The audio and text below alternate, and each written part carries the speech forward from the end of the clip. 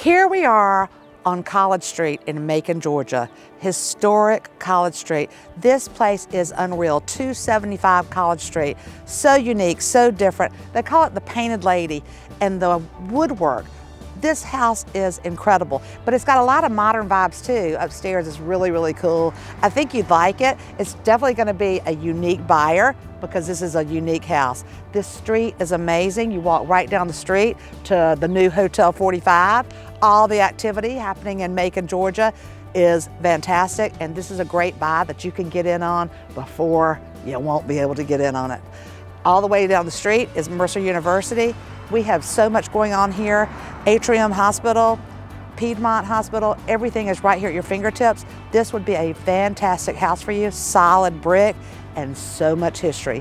Built in 1880, when is it, Chris? 1880s. It is truly a work of art, solid. These people have owned it for close to 30 years, and they have put blood, sweat, and tears into making it solid as a rock, well cared for, and a lot of little really cool stuff that you're gonna love. So call me, call JoJo Jones, 478-731-1302 with Sheridan Solomon and Associates. And this is historic 275 College Street, the Painted Lady.